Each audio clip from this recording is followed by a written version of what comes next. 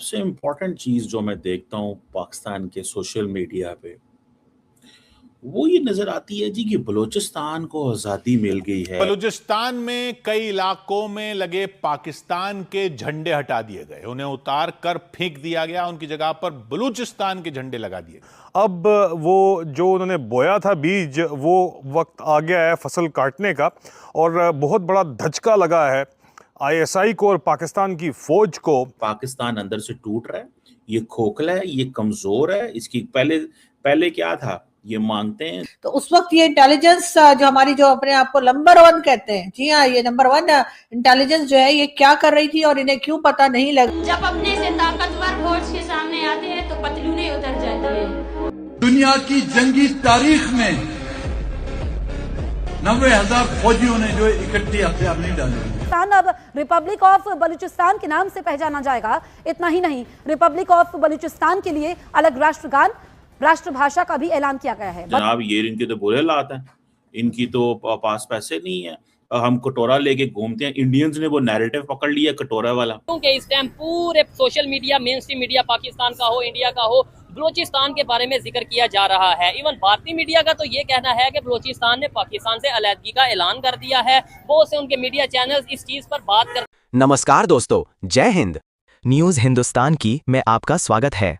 दोस्तों, पाकिस्तान के बलूचिस्तान से 11 अगस्त को एक बार फिर ऐसी तस्वीरें और वीडियो सामने आए हैं जिन्होंने पूरे इलाके की राजनीति को चर्चा में ला दिया है। बलूचिस्तान में अलगाववादी और राष्ट्रवादी समूह लंबे समय से पाकिस्तान से अलग स्वतंत्र बलूचिस्तान की मांग करते रहे हैं। इसी कड़ी में 11 अगस्त को बलूच समुदाय के कुछ हिस्सों ने इसे बलूच स्वतंत्रता दिवस के तौर पर मनाया। दरअसल 11 अगस्त 1947 को कलात के तत्कालीन शासक ने कलात की स्वतंत्रता की घोषणा की थी। इसी ऐतिहासिक घटना को बलूच राष्ट्रवादी समूह आज अपने स्वतंत्रता दिवस के रूप में याद करते हैं। 11 अगस्त को सामने आए कुछ वीडियो में बलूच झंडे दिखाई दे रहे हैं और कई जगहों पर लोग इस दिन को लेकर कार्यक्रम करते नजर आ रहे हैं।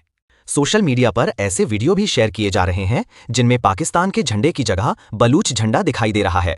हालांकि दोस्तों, सोशल मीडिया पर वायरल होने वाले हर वीडियो की स्वतंत्र पुष्टि हमेशा संभव नहीं होती, इसलिए इन्हें उसी संदर्भ में देखना जरूरी है। बलूचिस्तान में पाकिस्तान सरकार और सेना के खिलाफ नाराजगी कोई नई बात नहीं है। इलाके में लंबे समय से राजनीतिक अधिकारों, संसाधनों और सुरक्षा अभियानों को लेकर विवाद और विरोध की स्थिति बनी हुई है। इसी बीच बलूच राष्ट्रवादी समूह पाकिस्तान के स्वतंत्रता दिवस यानी 14 अगस्त के बहिष्कार की अपील भी करते रहे हैं। यानी एक तरफ पाकिस्तान 14 अगस्त को अपना इंडिपेंडेंस डे मनाने की तैयारी करता है, वहीं दूसरी तरफ बलूच राष्ट्रवादी समूह 11 अगस्त को अपनी अलग ऐतिहासिक पहचान और स्वतंत्रता की मांग को सामने रखते हैं। यही वजह है कि 11 अगस्त का दिन पाकिस्तान की राजनीति में सिर्फ एक तारीख नहीं, बल्कि बलूचिस्तान के सवाल को समझने के लिए भी महत्वपूर्ण माना जाता है। अब सबसे बड़ा सवाल यही है, क्या बलूचिस्तान में बढ़ती अलगाववादी भावना आने वाले समय में पाकिस्तान के लिए और बड़ी चुनौती बन सकती है? क्या इस आंदोलन का असर पाकिस्तान की राजनीति और सुरक्षा व्यवस्था पर पड़ेगा? और क्या आने वाले वर्षों में बलूचिस्तान का मुद्दा अंतर्राष्ट्रीय स्तर पर और ज्यादा चर्चा में आएगा? इन सवालों के जवाब आने वाला समय देगा। आपको क्या लगता है? बलूचिस्तान की मौजूदा स्थिति पर अपनी राय कमेंट में जरूर बताइए।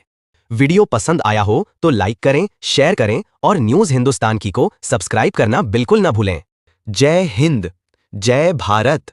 इस टाइम पूरे social media, main stream media, Pakistan का हो, इंडिया का हो, बलूचिस्तान के बारे में जिक्र किया जा रहा है। इवन भारतीय मीडिया का तो ये कहना है कि बलूचिस्तान ने पाकिस्तान से अलहदगी का ऐलान कर दिया है। बहुत से उनके मीडिया चैनल्स इस चीज पर बात करते नजर आ रहे हैं। वाकई में बलूचिस्तान पाकिस्तान से अलग हो सकता है, या हो चुका है, या होने वाला है? इस पर पंजाब की, लाहौर के लोगों की क्या सोच है, इस वीडियो में जानेंगे। और जो मेरी पर्सनल ओपिनियन है वो भी मैं आपको साथ साथ बताऊंगा। बताइएगा, फिर तो आपसे बात करके जाहिर बात अच्छा लगेगा, क्योंकि आप ऑलरेडी यूनिवर्सिटी में पढ़ा रहे हैं, इसका मतलब है नॉलेज होगा।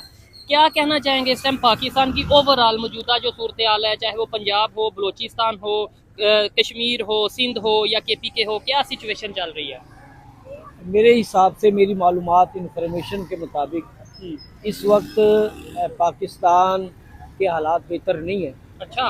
हाँ, बलूचिस्तान में जो कुछ हो रहा है और पख्तूनख्वा की सरहदों पे जो कुछ हो रहा है और सिंध में जो है चालिस्तान की तरफ जो कुछ हो रहा है, इसमें दुश्मन वो यहूदो नसारा हो हमें मुख्तलिफ अंदाज में आपस में लड़ा रहा है, ठीक है, जिसकी वजह से हम आपस में लड़ रहे हैं और अवाम जो है अपने हुक्मरानों पर, हुक्मरान अपनी अवाम पे, अवाम का बहुत ज़्यादा तबका अपनी मुसल्लह अफवाज पर जो है वो बदगुमान है। बलूचिस्तान ने क्लेम कर दिया कि हम पाकिस्तान से लाके हैं, मतलब वो उनके अपने मीडिया पे, हालांकि आप इसके ऊपर क्या कहना चाहेंगे? मेरे ख्याल से इसमें हमारे हुक्मरानों का किरदार कुछ कई सालों से मनफी रहा है। अच्छा, नेगेटिव रोल रहा जी, है। जी बिल्कुल। उसकी वजह यह है कि यहाँ जो वफाक की हुकूमत है, ये तकरीबन 6-6 महीने के बाद एक मरतबा जाते हैं वहाँ पे, लोगों के हालात और वाक़यात से नावाकिफ हैं। अच्छा। जिसकी वजह से वहाँ की आवाम और हुक्मरानों में दूरियां पैदा हो रही हैं, गैप आ रहा है, जिसकी वजह से ये मसाइल बढ़ रहे हैं। अगर तो ये हुक्मरान चाहते हैं कि हम बलूचिस्तान में मसाइल हल करना चाहते हैं, तो इनको चाहिए कि जिस तरह ये बाकी सूबों में जाते हैं, वहाँ के मालूमात लेते हैं, वहाँ के मसाइल हल करते हैं, बलूचिस्तान को भी अपना सूबा समझें और वो वहाँ पे जाके उनकी दाद रसी करें, उनके मसाइल सुने। तो उस वक्त ये इंटेलिजेंस जो हमारी जो अपने आप को नंबर 1 कहते हैं, जी हाँ, ये नंबर 1 इंटेलिजेंस जो है ये क्या कर रही थी और इन्हें क्यों पता नहीं लगा कि इस 12 जगह पर जो है ये अटैक होने वाले हैं। यही हमने इससे पहले कई बार देखा, जब जाफर एक्सप्रेस जो है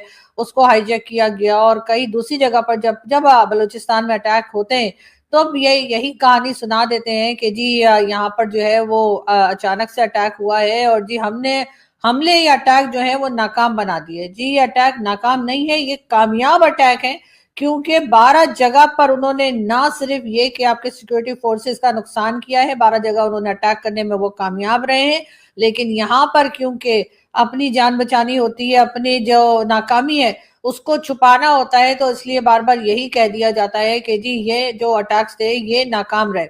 बात सारी ये है कि जब तक आप बलूचिस्तान के लोगों से बात नहीं करेंगे, जब तक आप बलूचिस्तान के लोगों की डिमांड्स को ना तो सुनेंगे ना ही उनकी डिमांड्स को पूरा करेंगे, तब तक आपके साथ यही कुछ होता रहेगा। चाहे आप डॉक्टर मारंग बलोच को अरेस्ट करके जो है वो जेल में डाल दें और उनकी खैर खबर किसी को ना मिलने दें, चाहे आप ईमान मजारी को अरेस्ट कर लें और 17 साल की जेल दे दें, ये सब कुछ करने से आपके जो इश्यूज हैं वो सॉल्व होने वाले नहीं हैं। और यहाँ पर भी यही देखने में आ रहा है कि किस तरह से जो है वो लोगों को परेशान किया जा रहा है बलूचिस्तान में। और उसके बाद जब ऑपरेशंस किए जाते हैं, उन ऑपरेशंस के जवाब में जब दूसरी तरफ से किसी भी तरह के अटैक किए जाते हैं, ऑपरेशंस को रोकने की कोशिश की जाती है, उसमें नुकसान दोनों तरफ का ही होता है। उसमें आप सिर्फ और सिर्फ ये कर रहे हैं कि कभी आप डॉक्टर मारंग बलोच को अरेस्ट करते हैं जो कि वहां पर यकीनन बेहतर काम कर सकती हैं, आपकी भी मदद कर सकती हैं, और वहां के जो बाकी मकामी लोग हैं, जब तक आप उनके साथ बातचीत नहीं करेंगे और